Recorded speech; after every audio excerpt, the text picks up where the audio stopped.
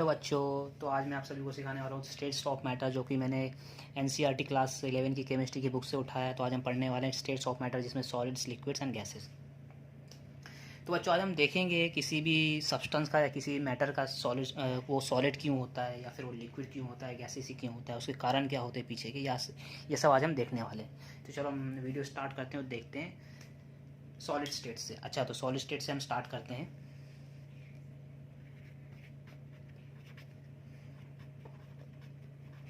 Solid state.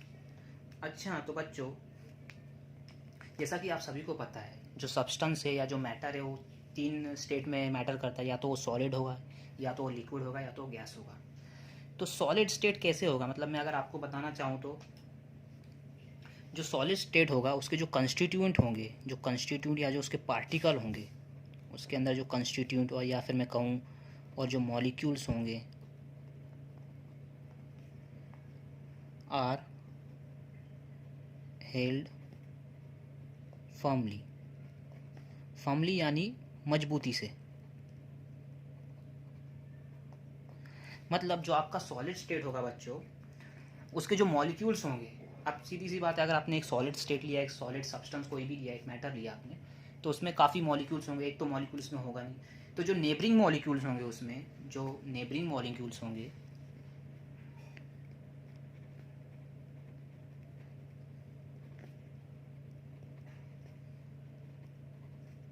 वो आपस में एक दूसरे को मजबूती से पकड़े हुए होंगे, मतलब फर्मली वो हेल्ड होंगे,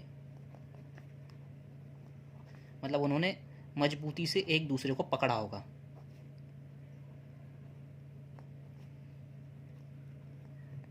वो जो सॉलिड स्टेट में जो आपके मॉलिक्यूल्स या कंस्टिट्यूट होंगे, उन्होंने आपस में एक दूसरे को मजबूती से पकड़ा होगा। यही कारण होगा कि जो आपका सब्सटेंस है या जो मैटर है वो सॉलिड होगा। अच्छा, उन्होंने मजबूती से तो पकड़ा होगा, लेकिन ऐसा क्या होगा उन्होंने कि मजबूती से क्यों पकड़ा होगा? क्योंकि इस पे अगर बेटा अगर आप देखेंगे तो हर एक स्टेट के पीछे कुछ ना कुछ वजह होती है कि सॉलिड ही क्यों होगा, लिक्विड ही क्यों होगा, गैसेस क्यों होगा।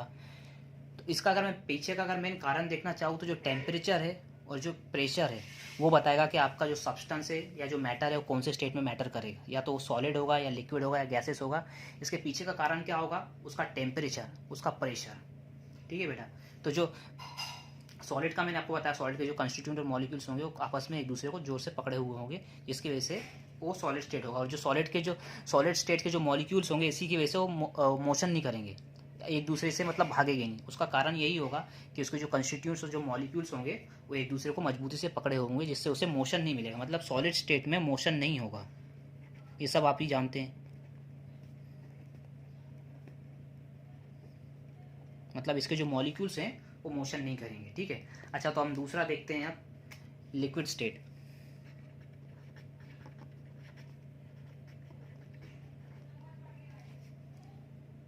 अच्छा बेटा, तो मैंने क्या किया, ये जो सॉलिड सब्सटेंस था, ये जो सॉलिड मैटर था, मैंने उस सॉलिड सब्सटेंस को, या मैं कहूँ सॉलिड मैटर दिया मुझे, मैंने उसे हीट कर दिया या मैंने उसे मेल्ट कर दिया, मैं वैसा भी कर सकता हूँ। तो मेल्ट करके वो क्या हो गया, लिक्विड में कन्वर्ट हो गया, लिक्विड स्टेट में। मतलब जो मुझे सॉलिड सब्सटेंस दिया गया था या मुझे जो सॉलिड मैटर दिया गया था, उसे मैंने हीट कर दिया सिंपली, या मेल्ट कर दिया और लिक्विड में कन्वर्ट हो गया। ठीक है। अच्छा, अब जो लिक्विड स्टेट है बेटा, तो जो लिक्विड स्टेट के जो मॉलिक्यूल्स होंगे, उसके अंदर के जो मॉलिक्यूल्स होंगे are not held firmly as solid state. मतलब जो आपके लिक्विड स्टेट के जो मॉलिक्यूल्स होंगे, उन्होंने आपस में इतनी मजबूती से एक दूसरे को नहीं पकड़ा होगा जैसे कि सॉलिड स्टेट में। मतलब जो सॉलिड स्टेट था बेटा, हमने उसमें देखा कि जो मॉलिक्यूल्स थे, जो नेबरिंग मॉलिक्यूल्स थे, उन्होंने एक दूसरे को जोर से पकड़ा हुआ था। उनका जो बीच का जो बॉन्ड था वो काफ़ी मजबूत था, जिसकी वजह से वो मोशन नहीं कर पा रहे थे, वो एक दूसरे को पकड़े हुए थे, जिसकी वजह से वो सॉलिड स्टेट है। समझे बेटा। और उसी सॉलिड्स को मैंने क्या किया, उस सॉलिड मैटर को लिया, मैंने हीट कर दिया, उसे मेल्ट कर दिया और लिक्विड में कन्वर्ट हो गया। तो क्या हुआ, उसके जो एक दूसरे जो मॉलिक्यूल्स थे उसके अंदर के, उनका जो बॉन्ड है, उनके बीच का जो इंटरेक्शन है वो कम हो गया है। या मैं कहूँ इंट्रैक्शन ही है उनके बीच में, जो मॉलिक्यूल्स के बीच में इंट्रैक्शन था वो कम हो गया, जिसकी वजह से जो लिक्विड स्टेट है उसके जो मॉलिक्यूल्स हैं वो इतनी ज़ोर से नहीं पकड़े जितना कि सॉलिड स्टेट में था, जिसकी वजह से जो लिक्विड स्टेट है ये मोशन में आ जाएगा। जो इसके मॉलिक्यूल्स हैं लिक्विड स्टेट के,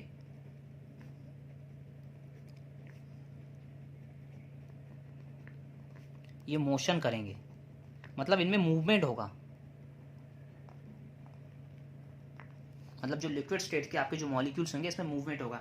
इसमें मूवमेंट होने का कारण क्या है बच्चों लिक्विड स्टेट का? क्योंकि जो मैंने क्या किया, सॉलिड स्टेट को लिक्विड में कन्वर्ट कर दिया। मतलब लिक्विड में कब कन्वर्ट हुआ? लिक्विड में ये कन्वर्ट तो हो गए, और जो लिक्विड के मॉलिक्यूल्स थे, जो सॉलिड्स के जो मॉलिक्यूल्स थे अगर मैं कहूँ, तो उनका जो इंट्रैक्शन कम हुआ, उनकी जो बीच की जो बॉन्डिंग जो ज़्यादा थी वो कम हो गई, इससे वो लिक्विड स्टेट में कन्वर्ट हो गए। ठीक है, तो जो लिक्विड स्टेट में जब वो कन्वर्ट हुए तो उनके बीच का जो इंट्रैक्शन था, मॉलिक्यूल्स के बीच का इंट्रैक्शन, वो कम हो गया सॉलिड से, जिसकी वजह से उन्हें मोशन मिल गया। अब देखो ना बेटा, आपने यहाँ पे कोई अगर आपने लिक्विड लिया, उससे आप अगर नीचे गिराते हैं तो अगर जाता है ना वो, मतलब मोशन करता है, लेकिन वो सॉलिड नहीं करेगा ऐसे मोशन। सॉलिड क्यों नहीं करेगा? क्योंकि उसके बीच के जो मॉलिक्यूल्स के बीच के जो इंट्रैक्शन है वो काफ़ी मजबूत है, जो कि लिक्विड स्टेट में इतना नहीं है, जिसकी वजह से लिक्विड स्टेट जो आपका वो होगा वो मोशन करने लगेगा। क्यों? क्योंकि यहाँ पर जो मॉलिक्यूल्स का बीच का जो इंट्रैक्शन था वो सॉलिड से कम हो गया है, जिसकी वजह से उसके जो मॉलिक्यूल्स हैं, जो लिक्विड्स के जो मॉलिक्यूल्स हैं, उन्हें मोशन मिल गया है। ठीक है बेटा, अब इससे मैं आगे चलता हूँ और देखता हूँ गैसीय स्टेट।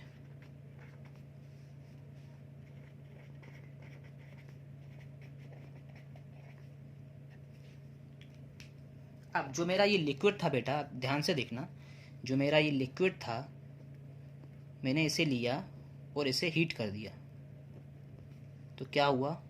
एक गैस में कन्वर्ट हो गया।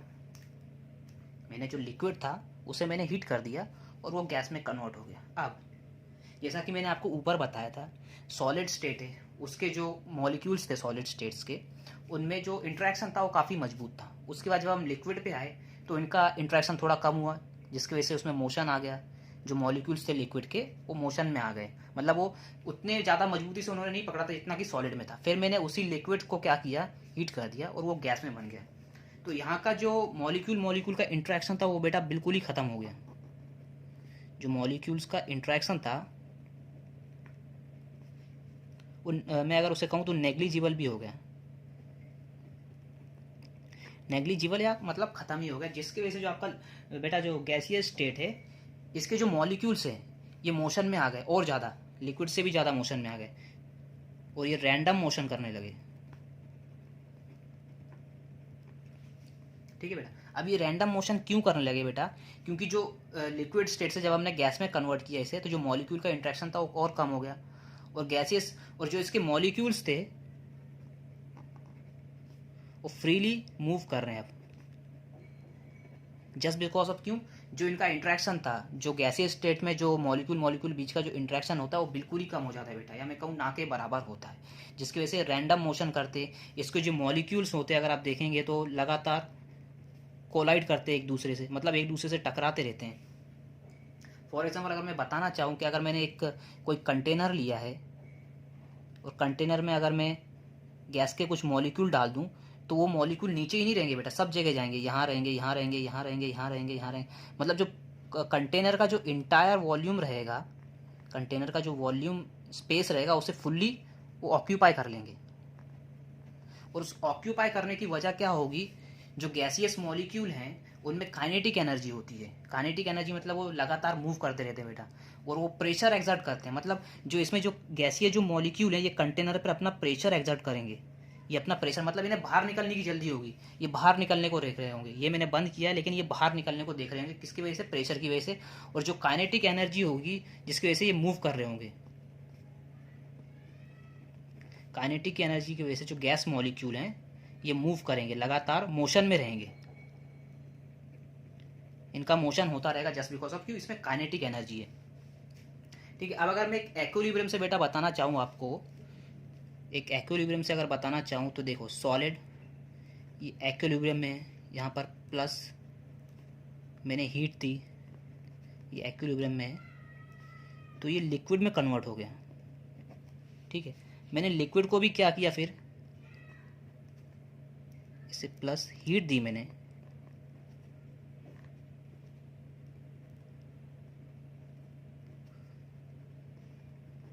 तो ये गैस में कन्वर्ट हो गया। मतलब बेटा यहाँ पर देखो एक एक्विलिब्रियम चल रहा है, सॉलिड से मैंने हीट दी वो लिक्विड में चला गया, ये देखो लिक्विड को मैंने हीट दी वो गैस में कन्वर्ट हो गया, ठीक है। एक्विलिब्रियम में ये कैसा आ रहा है, अगर गैस से अगर फिर वो लिक्विड में आ रहा होगा आपका स्टेट, तो वो कुछ एनर्जी रिलीज करेगा बेटा, ये देखो माइनस में चली जाएगी। मतलब मैंने सॉलिड से मैंने लिक्विड में किया किसी को कन्वर्ट, तो मैंने इसे यहाँ पे इसे हीट दी है ना, एनर्जी दी है, थर्मल एनर्जी दी है। तो अगर ये लिक्विड से सॉलिड में फिर से आएगा तो कुछ एनर्जी रिलीज करेगा। उसी तरह अगर ये लिक्विड से गैस में गया है, मैंने लिक्विड से इसे गैस में कन्वर्ट किया, मैंने कुछ हीट दी है ना यहाँ पर, थर्मल एनर्जी दी है, तो अगर ये गैस से अगर वापस यहाँ पर आ रहा होगा तो उस एनर्जी को क्या करेगा, रिलीज करेगा। इसलिए जो सॉलिड, लिक्विड और गैस, ये तीनों स्टेट क्या है, आपस में एक्विलिब्रियम में रहेंगे बेटा। मतलब सॉलिड से मैंने हीट दी उसे लिक्विड में चला गया, लिक्विड से हीट दी गैस में चला गया। अब गैस से अगर फिर वो लिक्विड में आ रहा है तो कुछ हीट जो मैंने उसे दी है उसे रिलीज करेगा वो, और लिक्विड से सॉलिड में आ रहा है तो जो हीट मैंने सॉलिड से लिक्विड में दी थी वो रिलीज करेगा,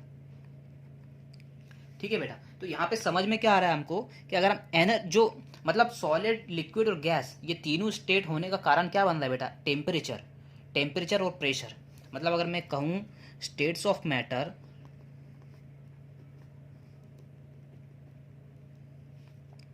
ये किस पे डिपेंडेंट हो रहा है बेटा, तो टेम्परेचर पे, टेम्परेचर और प्रेशर। मतलब टेम्परेचर और प्रेशर डिसाइड करेगा कि आपके सब्सटेंस का, आपके मैटर का स्टेट क्या होगा।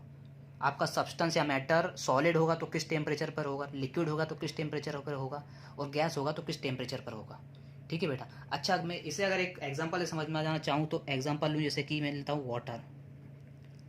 तो वाटर, अगर वाटर को अगर देखा जाए तो ये 0 डिग्री पे क्या है बेटा, आइस है, वाटर आइस। और अगर मैं 0 से आगे चले जाऊँ 100 डिग्री पे, एक एटमॉस्फेरिक प्रेशर पर 1 atm, तो ये क्या हो जाएगा बेटा, पानी हो जाएगा, लिक्विड हो जाएगा। अगर मैं 100 से और आगे चला जाऊँ, अब वो 100, अगर मैं टेम्परेचर दूँ इसे तो ये क्या होने लगेगा, बॉयल होने लगेगा, बॉयल होने लगेगा, और क्या हो जाएगा, इवापोरेट चालू हो जाएगा, इवापोरेट, और ये गैस में कन्वर्ट हो जाएगा आपका। मतलब मैंने 0 डिग्री सेल्सियस पे आपका वाटर क्या है, आइस है, 0 से मैं 100 पे गया तो लिक्विड हो है, मतलब लिक्विड में है वो। और अगर 100 से मैं आगे चला गया, अगर मैंने वाटर को बॉईल किया तो इवापोरेट उसकी शुरू हो गई और वो गैस में कन्वर्ट हो गया बेटा। तो यहाँ पर समझ में क्या आ रहा है, जो आपका टेम्परेचर है, जो आपका टेम्परेचर है और प्रेशर है, जो आपका टेम्परेचर और प्रेशर है वो डिसाइड कर रहा है कि आपका मैटर है, जो आपका सब्सटेंस है वो किस स्टेट में रहेगा। मतलब आपका मैटर सॉलिड कब रहेगा, लिक्विड कब होगा, गैस में कब कन्वर्ट होगा, ये कौन डिसाइड कर रहा है यहाँ पर। यहाँ पर क्या आपका मतलब जो भी मैटर रहेगा उसे टेम्परेचर और प्रेशर ही डिसाइड करेगा कि वो सॉलिड है तो कि लिक्विड है कि गैसियस है, ठीक है बेटा। और अब मैं एक बात बताना चाहूँगा इसमें ही आगे पॉइंट, कि जो सॉलिड और लिक्विड का होने का कारण क्या है, इसके बीच का जो इंटरमोलिकुलर फोर्स ऑफ अट्रैक्शन है।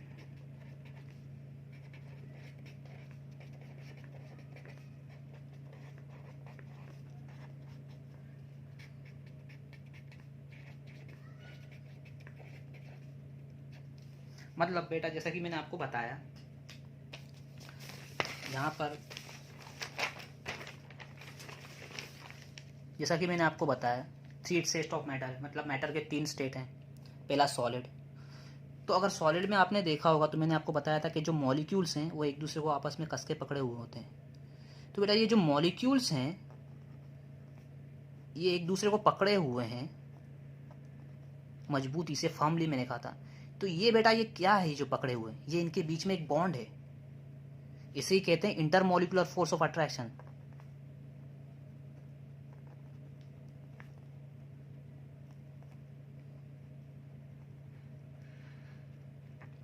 इसी क्या कहते हैं, इंटरमोलिकुलर फोर्स ऑफ अट्रैक्शन।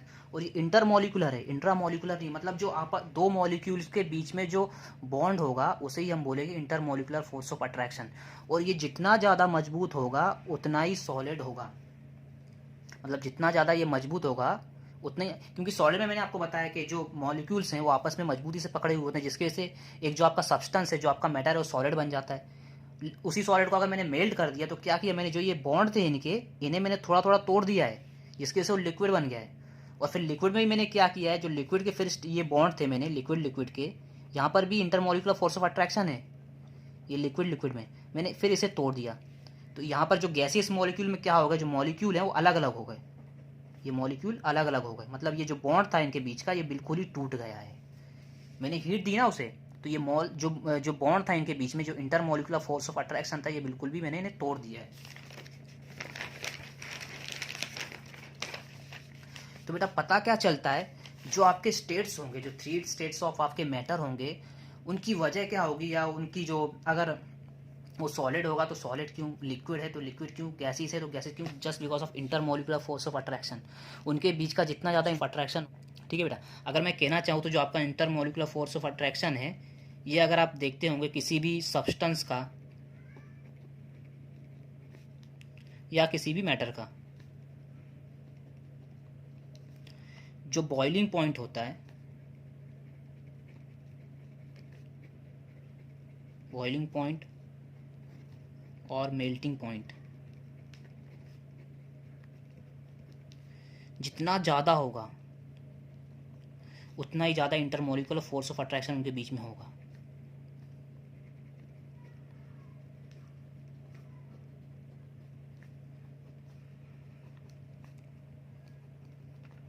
मतलब बेटा अगर किसी भी सब्सटेंस का या मैटर का, किसी भी सब्सटेंस का बॉइलिंग पॉइंट या मेल्टिंग पॉइंट अगर हाई है, ज़्यादा है, तो उसकी वजह क्या है, उनके बीच के जो इंटरमोलिकुलर फोर्स, जो उनके मॉलिक्यूल्स के बीच के जो इंटरमोलिकुलर फोर्स ऑफ अट्रैक्शन है वो काफ़ी ज़्यादा है, जो इंटरमोलिकुलर फोर्स ऑफ अट्रैक्शन है वो काफ़ी ज़्यादा है, जिसकी वजह से आपके सब्सटेंस का बॉइलिंग पॉइंट और मेल्टिंग पॉइंट ज़्यादा है।